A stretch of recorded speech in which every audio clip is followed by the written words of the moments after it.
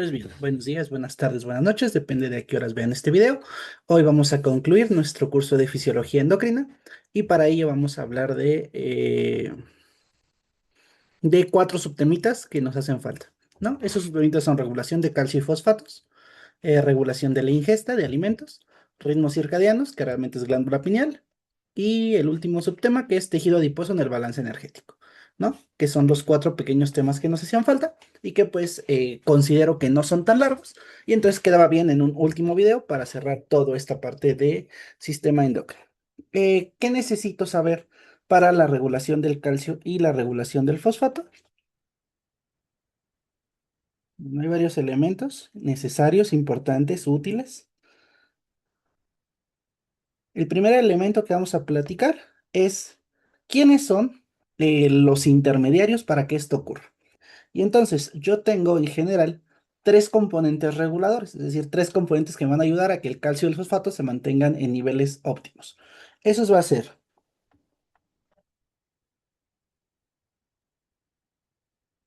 la glándula paratiroides, mm, eh, vamos a ver como tal el riñón como regulador y vamos a ver a la tiroides. Entonces, de aquí nos hacemos varias preguntas. La primera es, ¿estas paratiroides cómo lo hacen? Bueno, estas paratiroides son células de la paratiroides o células paratiroideas y estas lo van a hacer mediante la producción de una hormona, que es la hormona parato, hormona. Entonces vamos a llamar paratormona, ¿no? Esta paratormona va a tener varias formas, pero ahorita platicamos. Luego, el riñón va a regular el calcio y el fósforo a través de la vitamina D, pero la vitamina D en su forma activa. Y la vitamina en su forma activa es 1,25, que son los sitios donde están pegados los hidrógenos, y entonces se les va a llamar dihidroxi, o sea, es decir, que tengo dos hidroxilos pegados en cada uno de estos segmentos, colecalciferol. Es el nombre largo de la vitamina D, pero bueno, para fines de no complicarnos la vida, la vitamina D en su forma activa.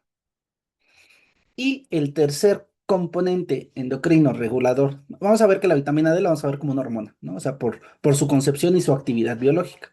Y el tercero va a ser la tiroides a través de unas células que también ya vimos en algún momento, que son las células parafoliculares.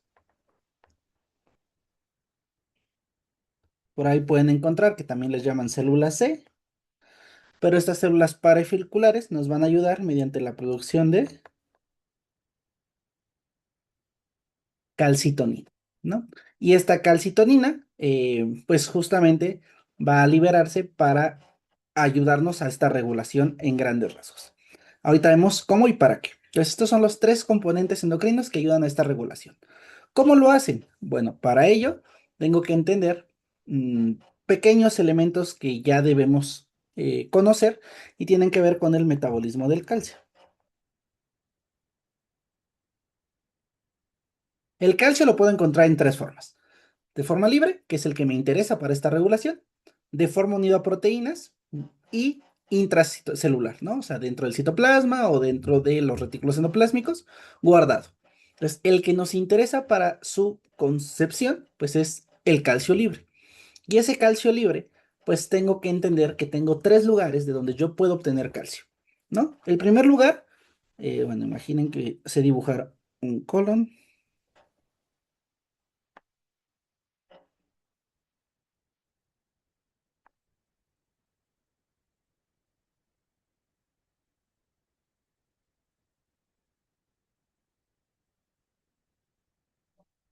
El primer lugar que nos interesa es el intestino delgado, ¿no? Y el intestino delgado, ¿por qué nos va a interesar? Porque el intestino delgado, su principal función es la absorción, tanto la absorción de calcio como la absorción de fósforo. Bueno, paréntesis. Ustedes necesito que lo más posible recuerden Si yo aumento el calcio, va a disminuir el fósforo. Si yo bajo el calcio, va a aumentar el fósforo. Entonces, para este tema, van a intentar que todo lo que hago con el calcio, estoy haciendo lo inverso con el fósforo. Solo va a haber un elemento diferente que es con el vitamina D, pero todo lo demás es así. Si tengo mucho calcio, tendré poco fósforo. Si tengo mucho fósforo, tendré poco calcio, ¿no? Bueno, que es lo mismo. Entonces, siempre esa relación existe y siempre cualquier cosa que favorezca la absorción de uno, evita la absorción de otro. Ahora recordemos, el sistema digestivo tiene dos opciones, o absorber o secretar. Para el metabolismo de calcio, la secreción es muy poquita, entonces no es tan importante. Entonces lo que puedo hacer es absorber más o evitar absorber. Y eso tiene el mismo resultado, aumentar o disminuir la ingesta o el ingreso de estos iones. Entonces, muy bonito, ¿no? Después yo tengo como segundo componente de utilidad para el metabolismo del calcio es el hueso. Ahora, pensando en el hueso, es importante pensar que el hueso tiene dos opciones. Que yo haga resorción o que yo haga síntesis o mineralización.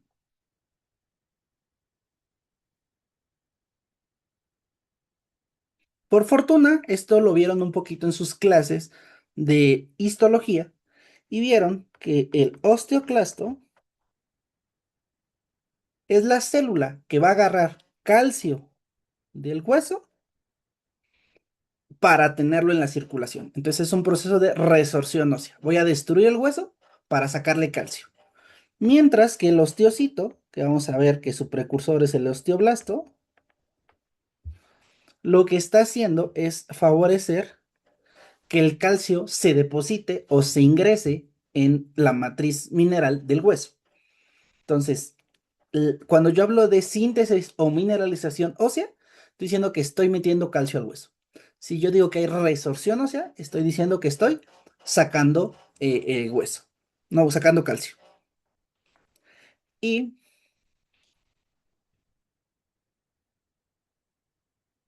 como tercer elemento de importancia, bueno, entonces quedamos que la resorción va a ser llevar al calcio hacia la sangre. La síntesis o mineralización es llevar el calcio de la sangre hacia el hueso, ¿no? Entonces es como las vías que tengo a partir de mi huesito. Y el último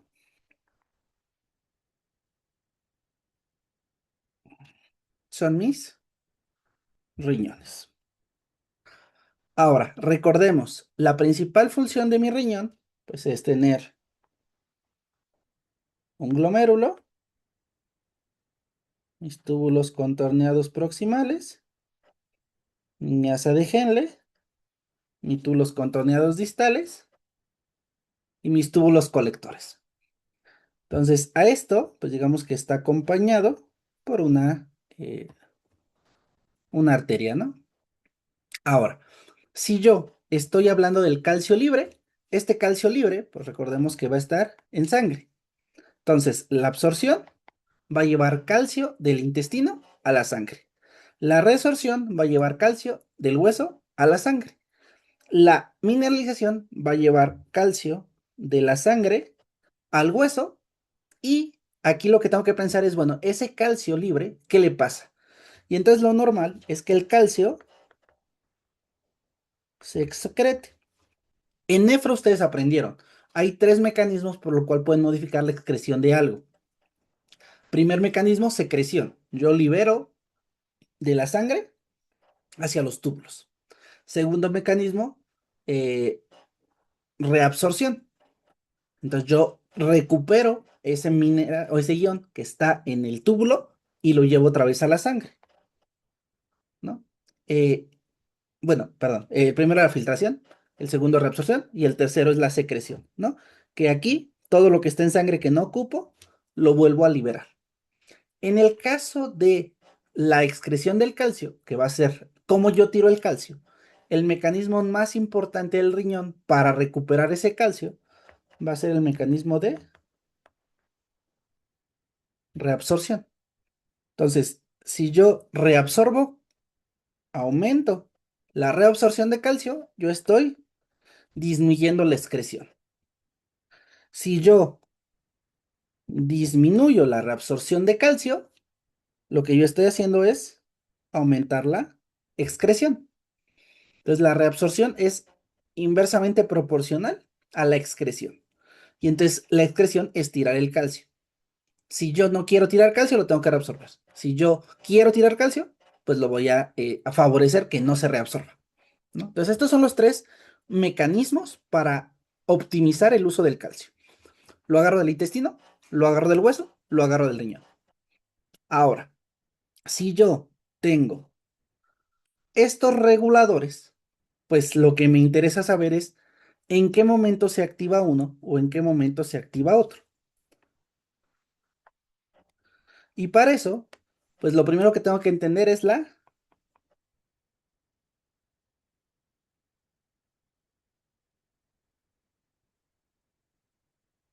hipocalcemia. ¿Qué quiere decir la hipocalcemia? Que yo tengo poquito calcio. Y que yo como tengo poquito calcio, lo más seguro es que yo tenga mucho fosfato, ¿no? Esa es mi hipocalcemia. Entonces, la hipocalcemia lo que me dice es, hay poco calcio. ¿Qué te parece si utilizamos o obtenemos más calcio? Y entonces el cuerpo dice, me parece bien. ¿Cómo hacemos eso? Ah, bueno, pues la paratormona va a ser una hormona que se va a secretar ante niveles bajos de calcio, es decir, ante hipocalcemias, se va a segregar o se va a secretar la parafolicular. ¿Cómo que diga la paratormona? ¿Cómo pasa eso? Bueno, las células de la paratiroides tienen en su membrana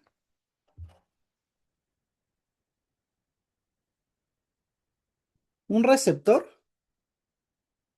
que sensa el ion, sensa el calcio libre. Si el calcio libre está presente, se va a activar una vía accesoria para ello, que lo que va a terminar haciendo es expresando intracelularmente a una fosfocinasa C. Y si acuerdan, la fosfocinasa 3C lo que hacía era activar a IP3 y a diacilglicerol. Y el IP3 lo que aumentaba, o lo que me hacía, era favorecer el calcio intracelular. Ahora, aquí hay algo sumamente importante y diferenciar. Solamente hay dos sistemas en nuestro organismo que ante presencia de calcio intracelular es un mecanismo inhibidor de la liberación de la exocitosis de las vesículas. ¿Qué quiero decir? En todo el cuerpo, cuando hay calcio dentro de la célula, se libera la vesícula. En esta vesícula de la célula paratiroidea, recordemos que hay, quedó muy chiquito. Entonces, en estas vesículas hay PTH, la paratormona. Entonces, si yo tengo calcio, en todo el demás sistema es una señal para que se libere la vesícula. En el caso del aparato yuxtaglomerular, en la secreción de renina, y en el caso de las células paratiroideas, en la secreción de paratormona, el calcio es un mecanismo inhibidor de la exocitosis.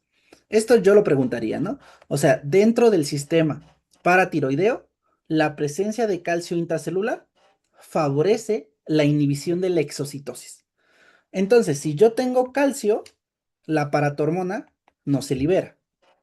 Si yo tengo menos calcio, no hay calcio que se pegue aquí, no hay quien produzca PKC, no hay quien active IP3, no hay quien tenga calcio y no hay quien inhiba la exocitosis. Y entonces lo que va a ocurrir es que se libera la paratormona. Ese es el mecanismo normal de secreción de la paratormona. Se almacena en vesículas, se libera ante la ausencia de calcio intracitoplasmático. Ujú. Eh, Ahora bien, ¿cuál va a ser el efecto de una hormona que se llama paratormona ante la presencia de bajos niveles de calcio? Pues lo que va a querer hacer es aumentar el calcio. Y ya quedamos que tengo tres mecanismos para aumentar el calcio. El primer mecanismo es disminuyo, bueno, como los fuimos viendo, mejor, de forma indirecta, lo que va a ayudar es a aumentar la absorción intestinal. Y ahorita platicamos por qué es indirecta. De forma directa, lo que va a hacer, ¿cómo sacó calcio del hueso? Aumentando la resorción ósea. ¿Y cómo sacaba calcio del riñón? Disminuyendo la excreción renal.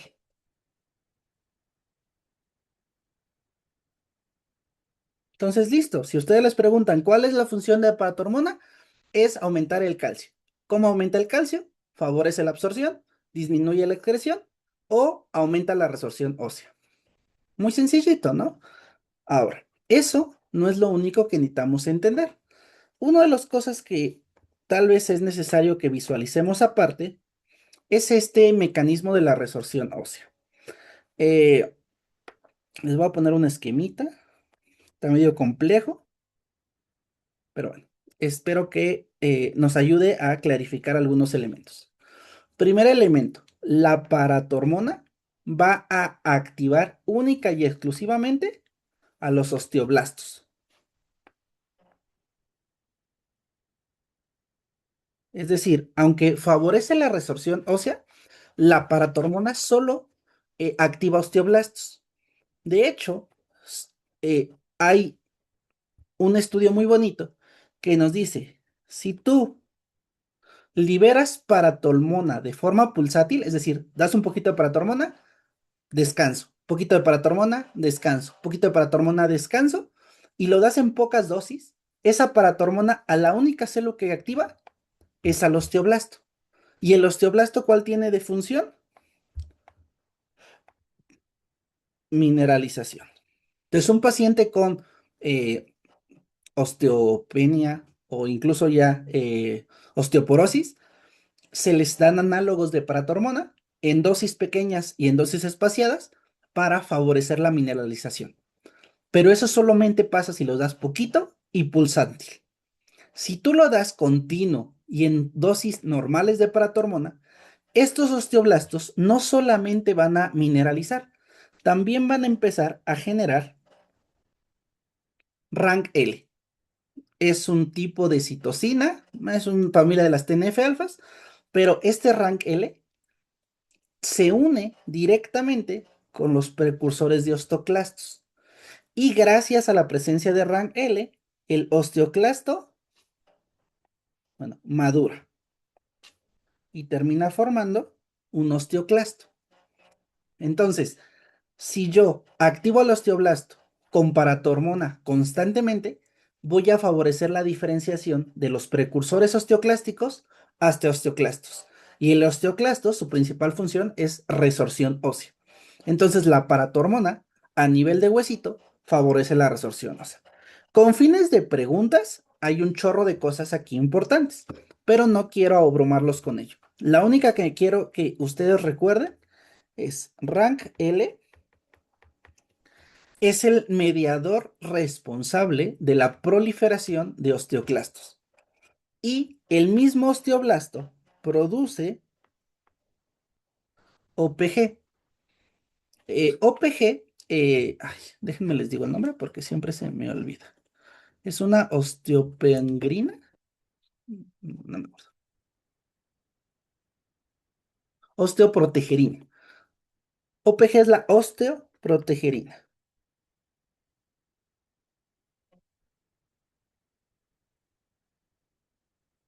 Y es un antagonista de rank L.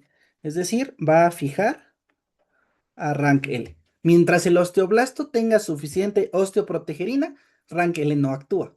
Necesitamos tener más producción de rank L que de esta proteína para que rank L actúe. Entonces, esta osteoprotegerina protege la diferenciación hacia osteoclastos. Rank L favorece la diferenciación de osteoclastos.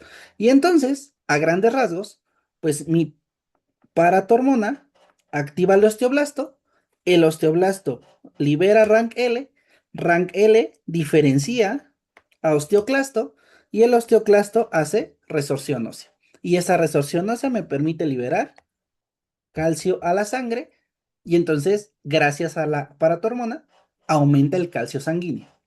Ujú. Bien, después, yo les decía, de forma indirecta, va a favorecer la absorción de calcio. ¿Por qué? Bueno, paso número uno. Hablemos de la vitamina D. La vitamina D, de forma normal, está como provitamina D3. Y necesitamos exponernos a los rayitos de la luz, es decir, un poquito de baños de sol, para convertirla en previtamina D3. Esa previtamina D3, tanto de la dieta como de la actividad, pues digamos que dérmica de su conversión hace que yo tenga vitamina D3. Ahora, esta vitamina D3 en la mayoría de los tejidos se puede convertir en 25 hidroxi calciferol. Esta es el precursor de la vitamina D activa y el sitio contiene más actividad para ello es el hígado mediante una hidroxilasa. La hidroxilasa que utilizo es la que le pega el hidroxilo al carbono 25. Entonces, por ende, se va a llamar 25 hidroxilasa. No me interesa mucho, existe. Ahora, una vez que tengo la 25 hidroxilasa, el riñón tiene la capacidad, mediante la enzima que es alfa hidroxilasa, bueno, alfa 1 hidroxilasa, de convertir el 25 hidroxicalciferol en 1,25 hidroxicalciferol. Dihidroxicalciferol, ¿no? Todo el nombre completo. Pero bueno, ¿qué implica? Que el riñón es el único órgano en su cuerpo que puede convertir la vitamina D en su forma activa. Y eso lo logra gracias a esta enzima, la 1-alfa hidroxilasa. Y la 1-alfa hidroxilasa aumenta o se produce y mejora su función cuando hay paratormona. Entonces, aunque no lo estamos poniendo, la forma de que indirectamente la paratormona aumente la absorción es mediante la actividad o la activación de la 1-alfa hidroxilasa. ¿Qué hace la paratormona? Activar la hidroxilasa. ¿Qué hace la hidroxilasa? Forma inactiva del vitamina D en la forma activa. ¿Para qué me sirve la vitamina D en su forma activa? Bueno, la vitamina D en su forma activa tiene dos funciones. Primer función, aumenta la absorción intestinal. ¿De qué? De calcio. Y de los efectos que tiene la vitamina D, pues va a favorecer la actividad del sistema inmunológico. Entonces pueden ustedes encontrar que las funciones principales de la vitamina D, perdón, va a ser aumentar la absorción intestinal de calcio y favorecer actividad inmunológica. Por ahora quedémonos con esas grandes reglas. Todo entonces me dice que tanto la paratormona como la vitamina D tienen como efecto aumentar los niveles de calcio. ¿Y cómo lo van a hacer? Pues a nivel de los tres componentes que dijimos. Absorción de calcio, resorción ósea de calcio y disminuir la excreción de calcio. Ujú.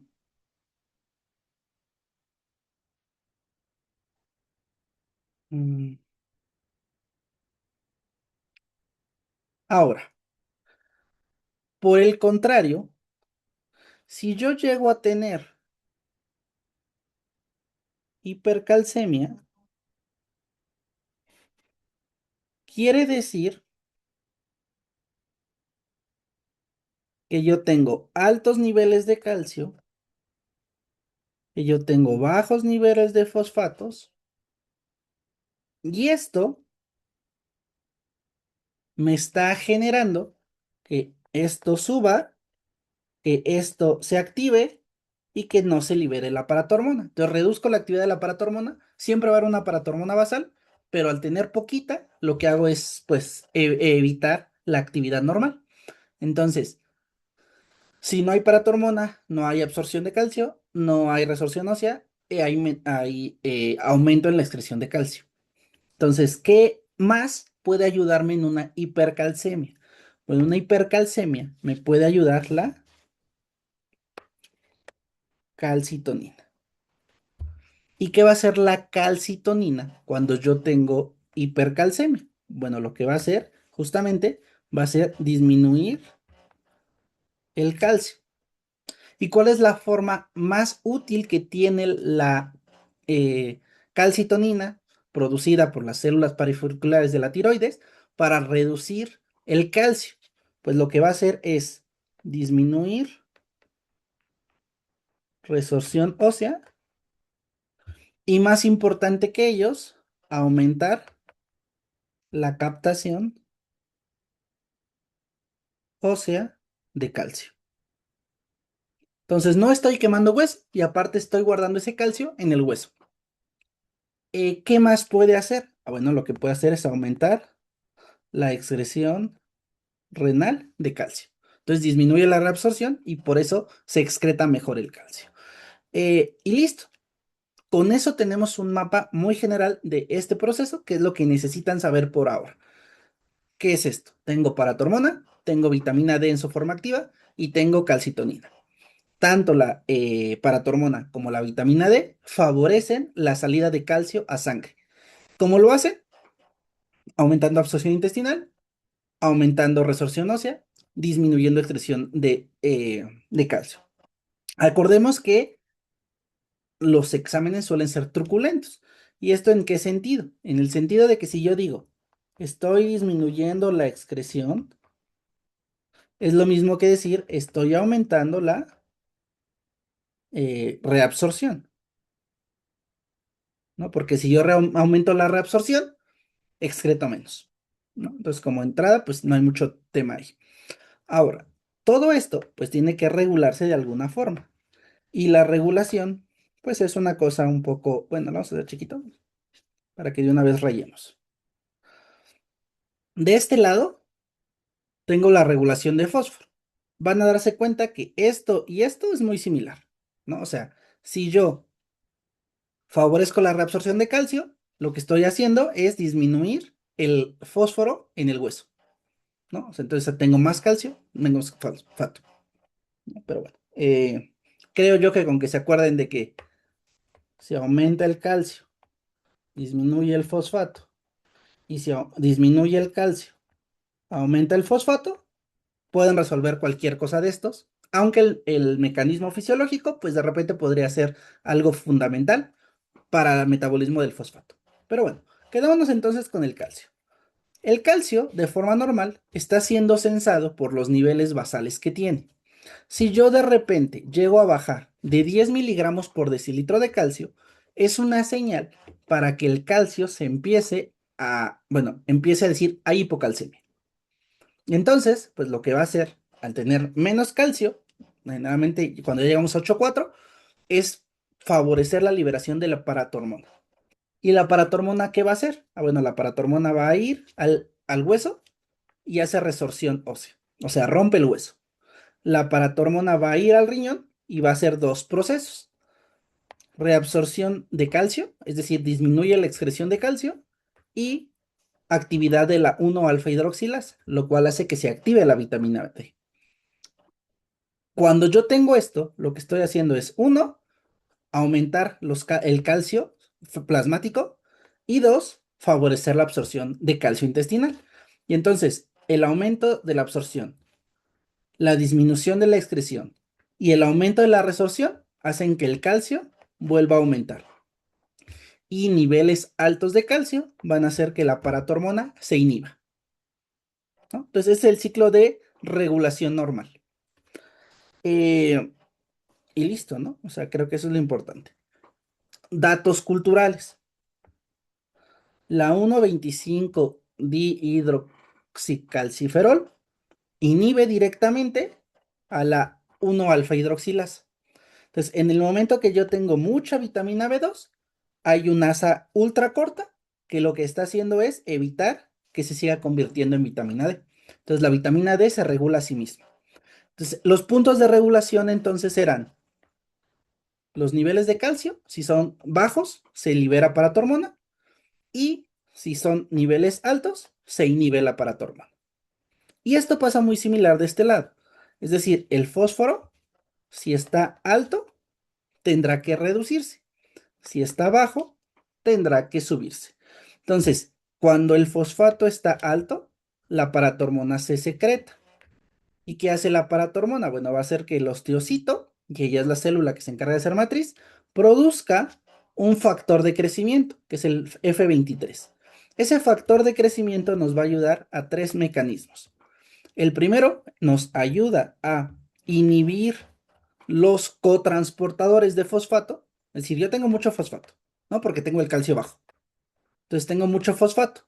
Ese fosfato ayuda a que se libere la paratormona. Se libera la paratormona.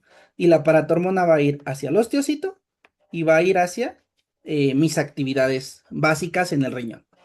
En el osteocito se libera FG23. Y FG23 lo que va a inhibir es un cotransportador de sodio. ¿Qué mueve ese transportador de sodio? Mueve sodio y mueve fosfatos. Entonces, si yo de repente ya no tengo este cotransportador porque está inhibido, empiezo a disminuir la reabsorción de fosfatos. Y entonces, de tener mucho fosfato, empiezo a perder o a excretar fosfatos. Ese es el mecanismo. Ahora también el aumento de fosfatos libera paratormona, la paratormona sigue activando la 1-hidroxilasa y hay conversión de la vitamina D. ¿Para qué me sirve la vitamina D? Aquí es un poquito dispar, porque la vitamina D ayuda a que se absorba más fosfato. Es un poco ilógico porque yo ya tenía mucho fosfato, y ayuda a que se activen estos cotransportadores. Entonces, la vitamina D es la única cosa en el cuerpo que va a hacer que aumente el calcio y que aumente el fosfato. Su efecto biológico es chiquito, entonces por eso no es tan representativo a la hora de la regulación global del fosfato. Es decir, la conversión de vitamina D hace que se absorba mejor el fosfato, pero a nivel de riñón se está disminuyendo la reabsorción y por tanto está aumentando la excreción. Y a nivel del hueso, lo que estoy haciendo es utilizar ese fosfato para matriz ósea. Entonces yo lo que estoy perdiendo es perdiendo calcio, ganando, ¿qué digo? Perdón, perdiendo fosfatos, excretando fosfatos, absorbiendo fosfatos. Entonces, solamente quiero de esto, de los fosfatos, que se queden con la idea. Siempre, si yo aumento el calcio, que esto es culpa de la paratormona, disminuyo el fosfato. Si yo disminuyo el calcio, que esto es culpa de la calcitonina, aumento el fosfato. Y eso es como mi regulación basal para todo. La única diferente es la vitamina D, que tanto aumenta la absorción intestinal de calcio como de fosfatos. Ese es el único punto diferenciador. Y listo. Es lo que debemos saber de la regulación del calcio y del fosfato. Mediado por paratormona, por la forma activa de la vitamina D y mediado por la calcitonina. A nivel de intestino, a nivel de hueso, a nivel de riñón. Cuando yo tengo hipocalcemia, yo quiero activar paratormona y vitamina D. Cuando yo tengo hipercalcemia, yo quiero activar calcitonina. Y listo, con eso estamos para regulación de calcio y fosfato. Vámonos a regulación de la ingesta. Ok, en caso de la regulación de la ingesta, Es simple. Bueno, no es simple, pero es mucho, es lógico. ¿Qué necesito saber? Bueno, a mí o me da hambre o ya me llené.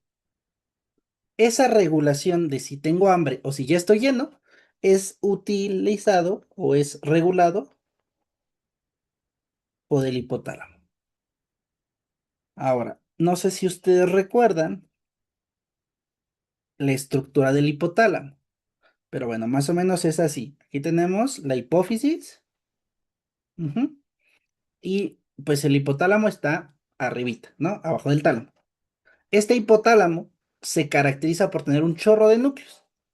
Para fines de esta clase, solo me van a importar tres núcleos.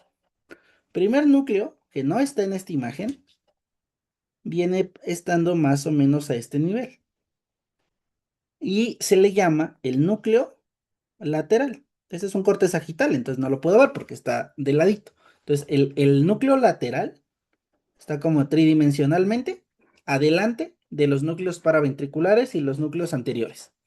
Pero bueno, después, aparte de ello, yo necesito conocer al núcleo dorsomedial y conocer al núcleo arcuato. Estos son los únicos tres núcleos que debemos conocer en el caso del hipotálamo en relación a la regulación de la ingesta. ¿Y para qué va a servir cada uno? El núcleo lateral es el núcleo central regulador del hambre. Entonces es el centro que regula el hambre. El núcleo dorsomedial, el núcleo dorsomedial lo que hace, nada más déjenme corroborar que creo que me estoy equivocando aquí.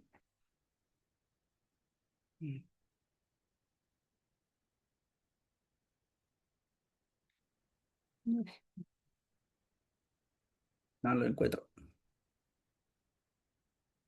Bueno, una pequeña pausa y regreso con ustedes. Ya, listo, sí, me estaba equivocando. No me sonaba el dorso. El núcleo ventromedial, que es el que sí necesitamos conocer, este núcleo ventromedial es el responsable o es el centro de la saciedad. Entonces, las señales de que yo tengo hambre van a llegar al núcleo, al núcleo lateral y las señales de que yo ya me llené tienen que llegar al núcleo ventromedial. Ahora, ¿y el núcleo arcuato qué? Bueno, el núcleo arcuato va a ser nuestro estrella en todo esto, porque en el núcleo arcuato van a estar mis neuronas, que van a ser dos tipos de neuronas. El primer tipo de neuronas se le llama neurona orexigénica, que su objetivo o que al ser orexigénicas, lo que favorece es el hambre. Mientras que hay otro grupo de neuronas, que son las neuronas anorexigénicas, que su objetivo va a ser la saciedad. Como estas neuronas que favorecen el hambre o estas neuronas que favorecen la saciedad van a hacer estos procesos a través de ciertas hormonas. Entonces, las hormonas orexigénicas o inductoras de hambre van a ser dos. La primera la vamos a conocer como el neuropéptido Y.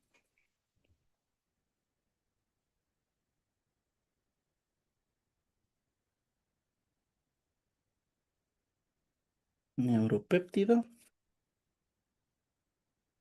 Y. ¿Y para qué me sirve el neuropéptido Y? Bueno, lo que hace es aumenta la ingesta de alimento.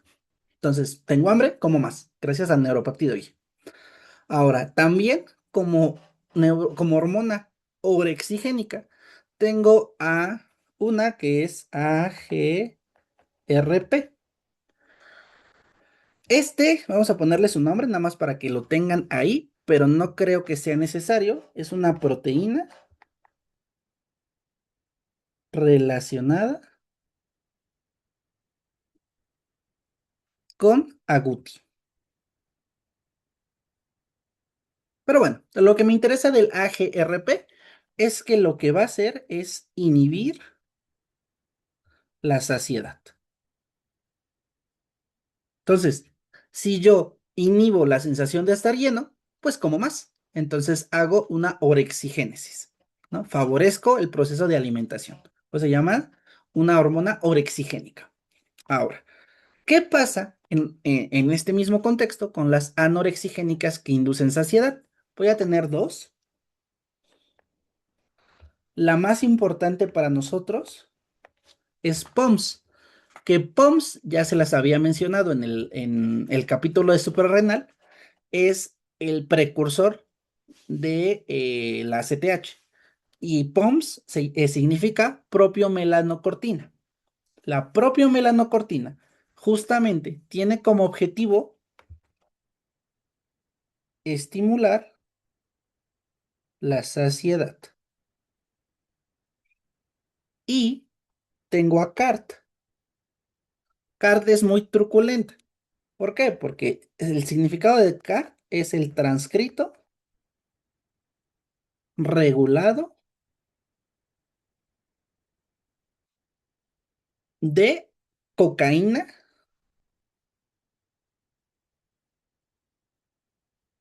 y anfetaminas. Es decir, esta C es de cocaína, esta A es de anfetaminas. La cocaína y las anfetaminas son drogas que generalmente las identificamos porque quitan el hambre. Son anorexigénicas y justamente se encontró que las células o las hormonas que se liberan ante su consumo, pues están aquí, son CART.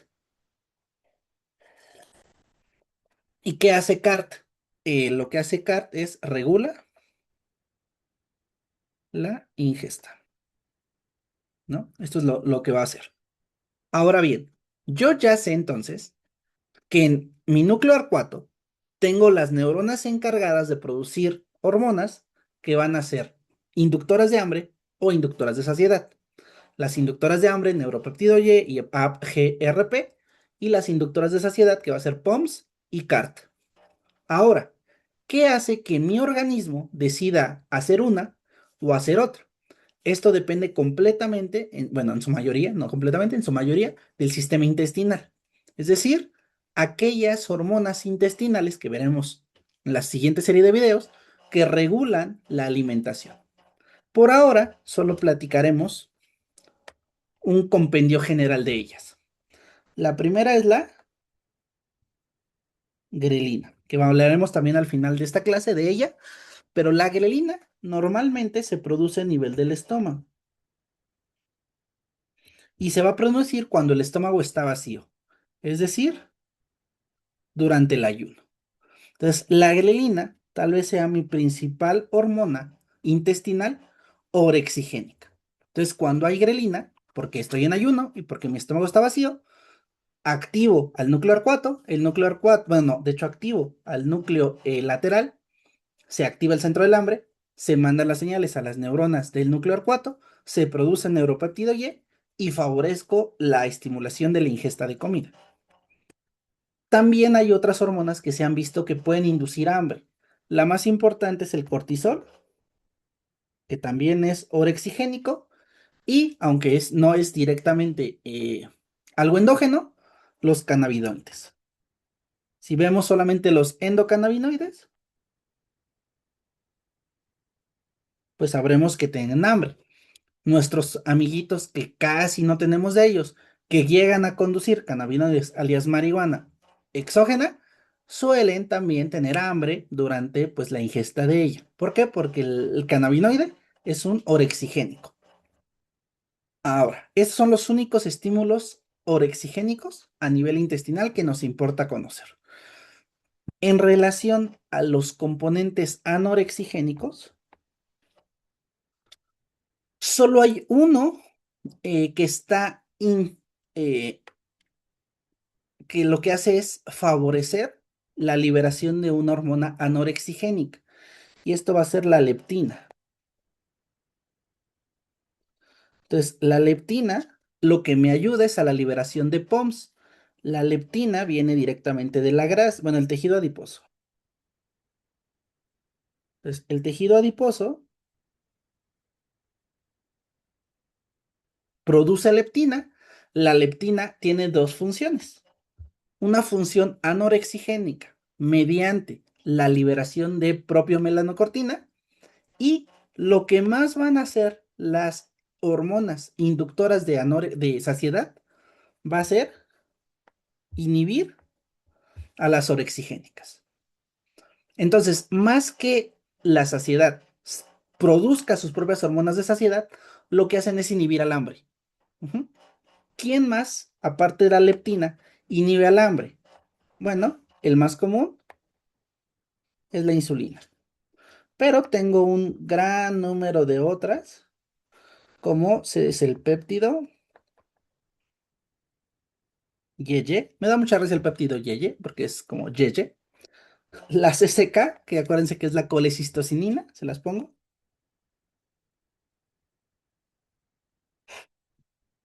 Eh, la colecistocinina, aparte de inducir saciedad, a lo que nos sirve es a retrasar el vaciamiento gástrico, ¿no? O sea, que el vaciamiento gástrico sea más lento. Pero bueno, también lo veremos en su momento en intestino. Y estos, que estos sí o sí tienen que aprenderlos, porque sí o sí van a verlos en tratamiento para diabetes en algún momento de su vida, que son los análogos de glucago, o los péptidos similares a glucago, que es un nombre, GLP-1, GLP-2. GLP-1 se ha visto que aumenta la saciedad porque inhibe a las orexigénicas y aparte GLP-1 va a favorecer la actividad de la insulina. Entonces lo que hace pues es activar a esta para que inhiba más. Entonces, bueno, el GLP-1 ayuda a la insulina. Y de hecho ya lo vimos en su momento, que los GLPs van a mejorar la captación y la actividad de la insulina. Y por eso se utiliza como análogos de GLP, ¿no? Y ya, ¿no? Qué bonito. Ya entendí entonces qué cosas pueden modificar las hormonas orexigénicas o las hormonas anorexigénicas, como la orexigénico es el neuropéptido Y, como es el AGRP, como las anorexigénicas son POMX o propio melanocortina y CART. Y ahora, ¿qué me falta? Me faltan ver dos cositas. El primero es la parte difícil, que es un mapa que me dice lo mismo que ya vimos, pero de modo difícil. No lo comenté, pero recuérdense que psicológicamente hay influencia para la alimentación o la falta de alimentación. Hay más influencia hormonal, pero bueno, hay un componente social y un componente aprendido de la conducta alimentaria, que puede favorecer a saciedad o hambre. Pero bueno, en general, cuando yo como, bueno, primero estoy en ayuno. Como estoy en ayuno, se libera grelina. La grelina va a viajar a el núcleo arcuato, donde están la neurona orexigénica. Todo esto es el núcleo arcuato. Entonces aquí está mi neurona orexigénica, aquí está mi neurona anorexigénica. ¿Cuáles son lo que producen? La orexigénica, el neuropéptido Y el AGRP, la anorexigénica, propio melanocortina y CART. Ajá. Entonces, la grelina llega al núcleo arcuato, se produce la neurona orexigénica y esta producción orexigénica va a activar a varios núcleos del hipotálamo. El que más me importa, pues en general, es el núcleo ventromedial. Quedamos que es esto, que el núcleo ventromedial indirectamente va a regresar la información de que se está activando. Ahora, esta información, el más importante es este eje azul. Y este eje azul es la actividad del sistema nervioso autonómico mediante el núcleo del tracto solitario. Y el núcleo del tracto solitario lo que hace es decir, bueno, ya, listo, ya comió, inhibe la grelina, ¿no? ¿Qué otra cosa puede hacer que el núcleo inhiba la grelina? O sea, ya se produjo esta neurona, ya tuve hambre, generó señales de hambre al núcleo lateral, que es, bueno, en este caso es el núcleo más importante del control del hambre, y ese núcleo, pues lo que va a hacer es decir, bueno, come, come, come, come. ¿Hasta qué momento? hasta que se sense la glucosa, ya tengo suficientes niveles y entonces voy a empezar a inhibir a todo el demás sistema. Entonces, ¿cómo lo inhibo? Bueno, mediante el núcleo de tracto solitario voy a mandar señales de que ya se inhiba la liberación de ghrelina. Pero pues tenemos una bidireccionalidad en otras cosas, ¿no? El estiramiento de intestino, la producción de la colecistocinina y pues los niveles de glucosa. También quedamos que importa la producción de leptina. Quedamos que la leptina tenía dos funciones. Puede activar a lo anorexigénico y puede inhibir a lo orexigénico. Entonces la leptina es un regulador de la saciedad. Y listo. ¿Quién hizo la leptina? Los adipocitos, ¿no? El tejido graso. La insulina también va a favorecer, pues justamente que se inhiba las orexigénicas. Y listo, ¿no? Esto es como el mapa de lo que acabamos de platicar. Eh, y nada más como último dato que creo que ustedes deben conocer es en obesidad suele existir asociado a la patología resistencia a leptina. Quedamos que leptina favorecía la saciedad, entonces un paciente que tiene obesidad no tiene la señal adecuada mediante leptina, porque es resistente a sus receptores de leptina, entonces cada vez que come leptina, bueno, cada vez que come leptina, cada vez que come, no llega a la saciedad. Entonces un paciente con obesidad, pues va a comer, va a comer, va a comer y nunca llega a la saciedad por resistencia a la leptina. Un paciente que tiene diabetes tipo 2, generalmente se ha visto que lo que falla o la disfunción es a nivel de la insulina, por la resistencia a la insulina, y de los péptidos similares al glucagón, que no se producen adecuadamente por la ingesta oral de glucosa. Y otra enfermedad que tiene que ver con esto es la anorexia. En la anorexia hay relación directa con la mala producción de leptina o por la desregulación de la grelina. Es decir, ya no les mandan señales de hambre. Entonces, no importa que esté vacío su estómago toda la vida, ya no hay liberación de grelina y por lo tanto ya no hay sensación de hambre. Entonces, por eso, un paciente anoréxico pues suele estar todo el día sin comer, ¿no? Pero bueno, entonces esto es regulación de la ingesta. Veamos ciclo circadiano. Bueno, ciclo circadiano, regresamos un poquito con hipotálamo. Bueno, antes de esto, ritmo circadiano quiere decir que ese proceso, conducta, pensamiento ocurre en un pico cada 24 horas. Eso es un ritmo circadiano.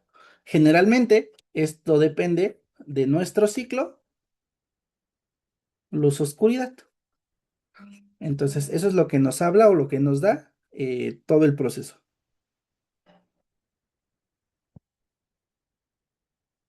Bueno, pero bueno, normalmente yo los responsables que voy a tener va a ser el núcleo supraquiasmático, el núcleo paraventricular. No sé si alguno vio la clase, pero en hipófisis me equivoqué en esto y les estaba diciendo supraventricular, pero bueno, supracasmático, que son los núcleos que ya vimos asociados a liberación de oxitocina y vasopresina. eh, y voy a tener también dentro de lo que me interesa, que es el epitálamo,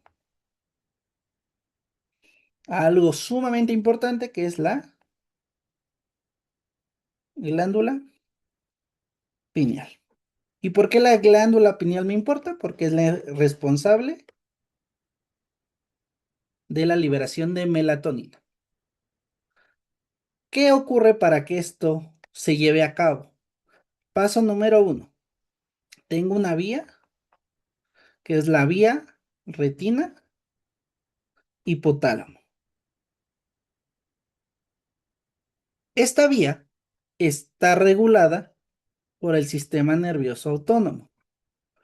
Y entonces, este sistema nervioso autónomo me dice, "Hmm, Pues puede que haya luz o puede que haya oscuridad. Para nuestros fines de entendimiento, la luz va a inhibir y la oscuridad va a activar. Entonces, veamos el primer escenario. Yo tengo luz y como yo tengo luz, el sistema nervioso autónomo lo que va a estar haciendo es inhibir al núcleo supraquiasmático. El núcleo supraquiasmático va a inhibir al núcleo paraventricular y el núcleo paraventricular va a inhibir a mi ganglio en el eje eferente, o sea, bueno, en el ganglio cervical superior. Entonces, si yo tengo luz, todo esto está inhibido. Entonces, al final, el ganglio no puede hacer nada. Entonces, si hay luz, todo está apagado gracias a la actividad de la vía retino-hipotalámica. ¿Qué me interesa? Lo que me interesa es el ciclo de oscuridad. Cuando hay oscuridad, es un estímulo que activa al núcleo supraplasmático, que eso hace que se inhiba la inhibición, que se inhiba la inhibición, que se inhiba la inhibición. Entonces, antes de poder platicar de ello, hablemos de la glándula pineal. La glándula pineal, el 95% de sus células son pinealocitos. Estos pinealocitos, me interesa que sepan que tienen receptores beta adrenérgicos y que su objetivo es que cuando el receptor beta adrenérgico se activa, va a convertir el triptófano, le voy a quitar, bueno, gracias a una hidroxilasa, le voy a agregar un grupo hidroxilo. Entonces, de repente, gracias a esta hidroxilasa, ahora tengo un 5-hidroxitriptófano. Entonces, bueno, parte tal vez necesaria. El triptófano va a ser el precursor de la melatonina. Entonces, paso número uno, una hidroxilasa. Le pego un grupo hidroxilo. Parto número dos, una descarboxilasa. Le quito el grupo carboxilo. Y al momento de quitarle el grupo carboxilo, en ese momento que es el hidroxitriptófano, se convierte en serotonina, algo que ya conoce, ¿no? La serotonina. Entonces, la descarboxilación, mediante una descarboxilasa, lo que está haciendo es hacer serotonina. Ahora, la serotonina tiene varias vías. Me interesa esta. Esta para los cuates va a ser ANAT. ANAT es una transferasa N-acetil de, aminoácido aromático. Este ANAT lo que hace directamente es transferir uno de los grupos hidroxilo. Y eso genera que yo tenga un nuevo compuesto. Este nuevo compuesto se lo va a llamar hidroxiindol O. Entonces va a ser N-acetilserotonina, o sea, el grupo acetilo que se pegó acá. Y justo necesito al hidroxindol transformarlo o ponerle el grupo metilo. Eso lo hace otra amiga que va a ser, bueno, que su nombre es hidroxiindol o metil transferasa. Y esta enzima lo que va a lograr es convertir el N-acetilserotonina en melatonina. Todo esto es bioquímica, qué bueno que aprendieron bioquímica. Lo único necesario para nosotros es que la enzima reguladora de la generación de melatonina es ANAT, es la que se puede regular dentro del proceso, y que yo estoy convirtiendo triptófano en melatonina en los pinealocitos. ¿Qué necesita un pinealocito para poder transformar el triptófano en melatonina? Lo que necesita es, pues digamos que tener triptófano, lo guarda en vesículas y ya voy a tener melatonina hecha. ¿Por qué me interesa? Me interesa porque cuando el ganglio cervical superior no está inhibido, este ganglio cervical superior va a estar produciendo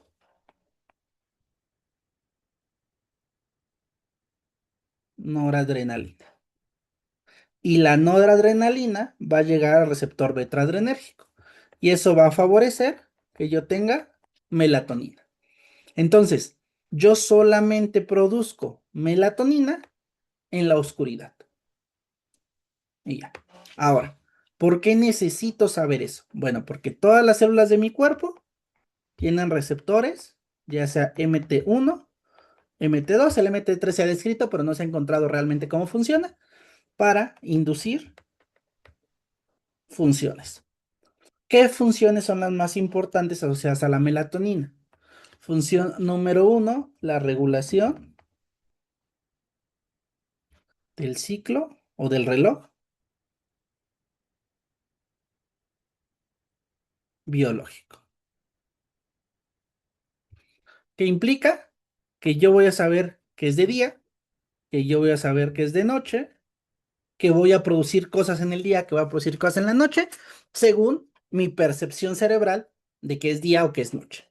Lo más importante tal vez de esto es que mi cerebro durante el día busca que haya vigilia y en la noche mi cuerpo busca que haya sueño. Entonces esto es como reloj básico, ¿no? Me da sueño en la noche, duermo en la noche y produzco cosas en la noche mientras mi cerebro está en actividad. Ciclos REM, bueno, ciclos MOR, que ya vieron en primer bloque. Mientras que si yo estoy recibiendo luz, se inhibe la melatonina, el reloj biológico me dice, ah, bueno, es de día, mantén un estado de vigilia. Eso es como lo más común. ¿Qué otras funciones aparte de esto tenemos? Un chorro, vamos a nombrarlas, inmunológicas. Se ha visto que eh, la melatonina estimula linfocitos NK, estimula macrófagos, estimula linfocitos T. No hay actividad inmunológica asociada a melatonina. Tenemos que la melatonina es un antioxidante. ¿Cómo? Se ha visto que la melatonina favorece la producción de dos enzimas importantes, la superoxidodismutasa y la catalasa. Ambas enzimas, ustedes saben que su función va a ser reducir radicales libres, ya sea volviendo los radicales libres mucho más fácilmente utilizables o generando peróxido de hidrógeno como la catalasa, ¿no? Entonces, cualquiera de esos dos caminos disminuye los radicales libres que afectan al organismo. También se ha visto que tiene una relación con el envejecimiento. Y esto pareciera malo, pero la realidad es que su relación es que se ha visto que disminuye la neurodegeneración por la edad. Es por eso que dicen que si dormimos mal, en general, vivimos menos. Hay afección de neurodegeneración y por ende envejecemos más rápido. Tengo que suele involucrarse en componentes cardiovasculares. Lo más común es que disminuye la TEA en la noche. Se ha visto en procesos de termorregulación.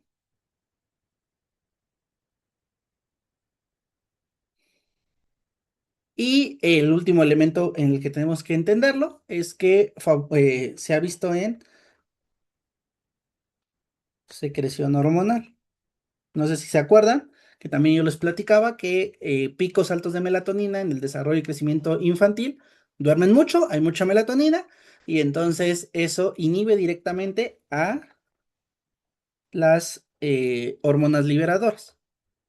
Entonces hay menos LH, hay menos FSH. Y que hasta más o menos a la adolescencia, los niveles de melatonina bajan, suben los niveles de hormona liberadora y es el pico de la pubertad, ¿no? Entonces, bueno, normalmente tengo bajo LH y GNLH, pero se ha visto que aumenta o que estimula la actividad de la insulina y todo su ciclo catabólico, ¿no? Y ya, eso es lo que debemos saber, bueno, lo que les quiero platicar de ritmos circadianos.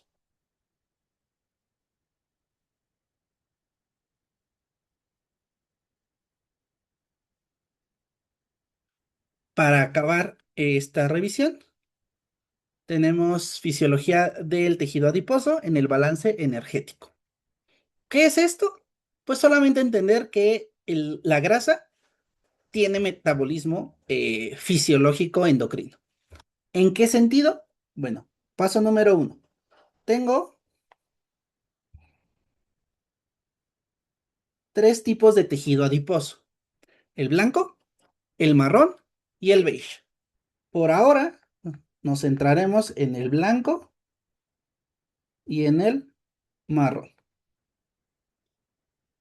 Eh, ¿Qué hace cada uno de estos? Bueno, el tejido marrón, que no es tan necesario porque tenemos muy poquito, pero, y lo tenemos de bebecitos, su principal metabolismo, su principal función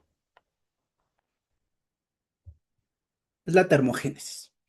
¿Cómo induce termogénesis? Bueno, es gracias a una proteína que se llama UCP1, que es una proteína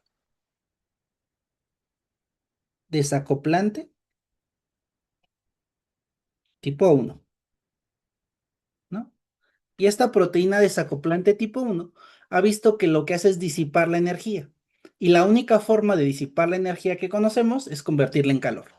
Entonces, toda esa energía metabólica se está transformando en calor, principalmente en el tejido marrón. Y por eso los bebecitos, pues guardan mucho calor, porque al final del día tienen mucho tejido adiposo beige, porque tejido adiposo marrón. Y como tienen mucho tejido adiposo marrón, pues están todo el tiempo produciendo calorcito. Con el paso del tiempo, este tejido disminuye y nos quedamos con mayoría de tejido adiposo blanco. Ahora, el tejido adiposo blanco va a tener dos funciones para nosotros. La más clara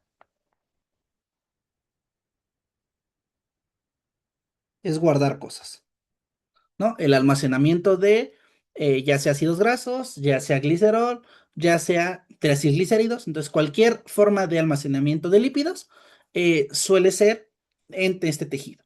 El más importante es el triacilglicérido como elemento más grande que guarda mi tejido adiposo blanco. Y lo transformo de tiacilglicéridos, ácidos grasos y glicerol si requiero energía, ¿no? Entonces, el almacenamiento y uso de ese lípido depende de qué tanta energía necesito. Si el carbohidrato me da toda la energía que necesito, el lípido lo sigo guardando.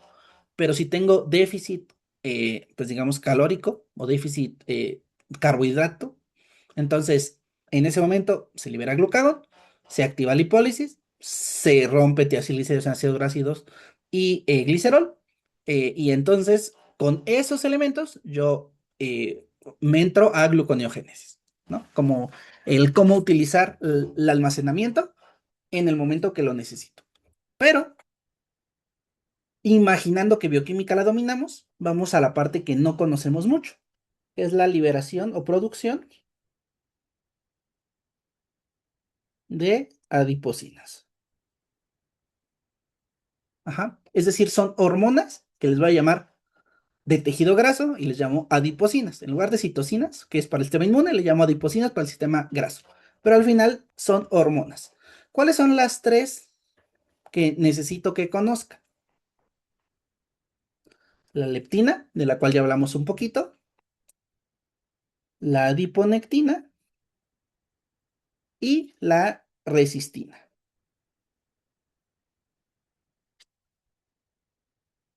¿Cuál es la función de ellas? Bueno, ya quedamos. La leptina la produce según el proporción de grasa corporal que yo tenga y lo que busca es inhibir el hambre, ¿no? O sea, que yo tenga menos ingesta calórica.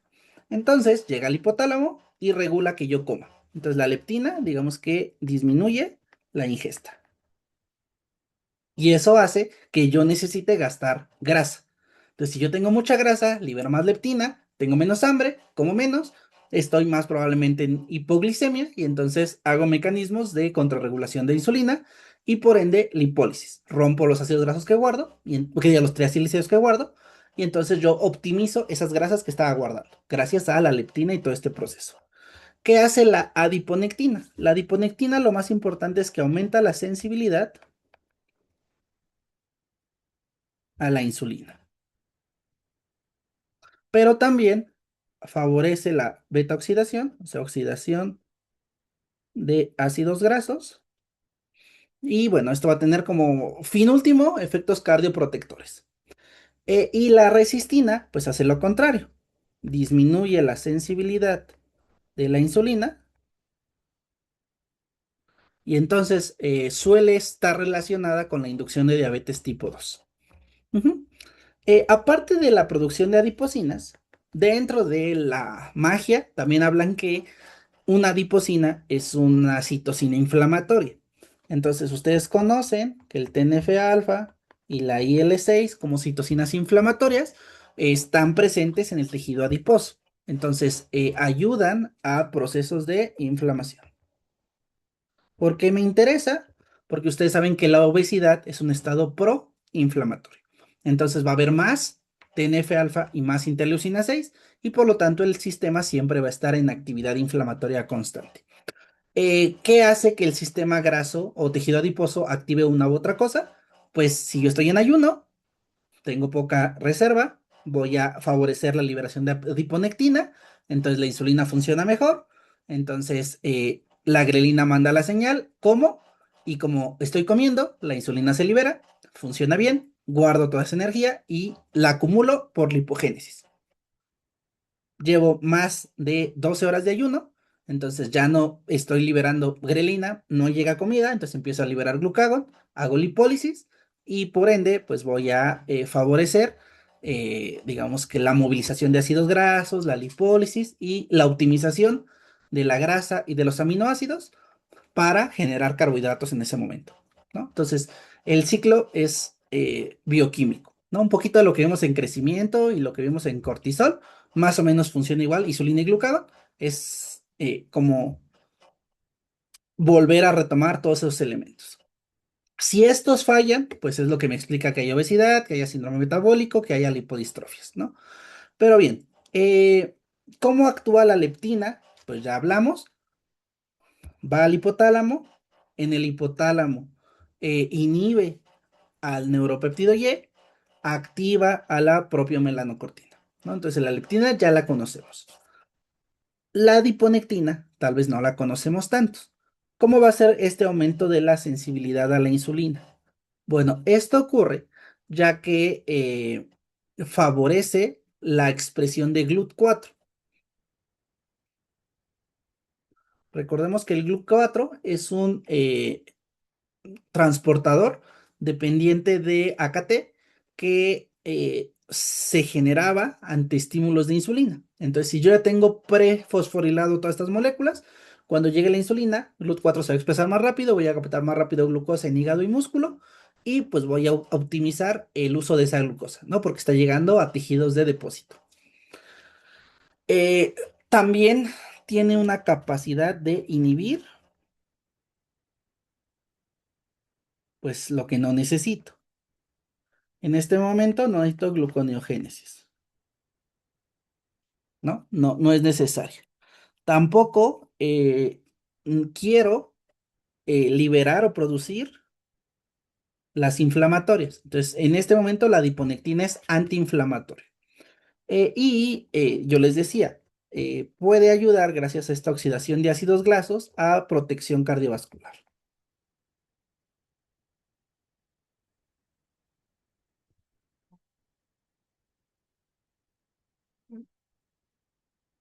Como dato curioso, lo podemos poner hasta acá. Ahí. En la obesidad disminuye la cantidad de adiponectina. Entonces, tanto en la obesidad como en síndrome metabólico suele haber menos niveles de adiponectina. Eso hace que haya más resistencia a la insulina y más factores de riesgo cardiovasculares. Ujú. Y a la resistina, pues ya quedamos, ¿no?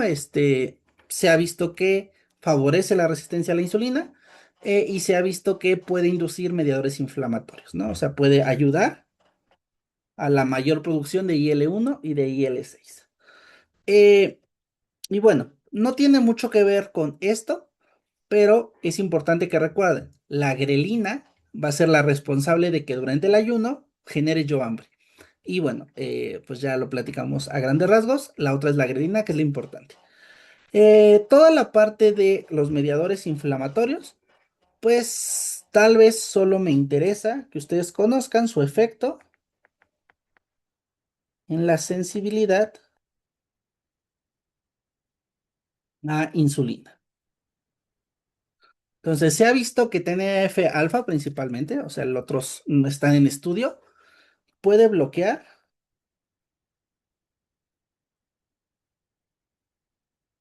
al receptor de insulina.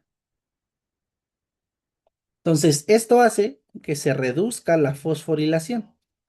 Entonces, hay menos fosforilación de la subunidad intracitoplasmática y entonces, pues, la vía de la insulina se ve pausada. Suele también, dentro de esta sensibilidad a la insulina, aumentar la lipólisis. Y gracias al TNF se suele suprimir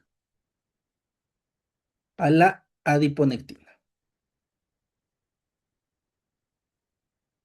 Entonces, si se dan cuenta, todo es un círculo. O sea, si yo tengo, bueno, si yo tengo resistina, tengo más inflamación. Si yo tengo más inflamación, tengo menos adiponectina. Si yo tengo menos adiponectina, no hay que inhibir la inflamación. Y más importante, esto, como es obesidad, pues normalmente hay resistencia. Entonces sigo comiendo, sigo favoreciendo más adipocitos y esto hace que tenga más tejido blanco. Y entonces hago más resistina, hago más inflamación, hago menos adiponectina. Y esto hace que no se aumente la sensibilidad y sí se aumente la resistencia. Entonces es un ciclo vicioso que suele estar asociado a obesidad como principal problemática. Recordemos que el síndrome metabólico ya es la integración de todo esto con otras enfermedades cardiovasculares, ¿no? Aumento de la presión arterial o directamente diabetes, ¿no? Entonces todo eso se vuelve complicado de entender y de platicar, pero pues eso es lo que necesito que ustedes conozcan con fines de la tejido adiposo en el balance energético, que era algo muy chiquitito. Y pues listo. Con eso concluimos fisiología endocrina y pues cualquier duda me la pueden dejar en los comentarios. Que estén muy bien y gracias por su apoyo. Ah, sí, únanse al grupo. Bueno, a la comunidad de estudiantes de medicina. Que estén muy bien.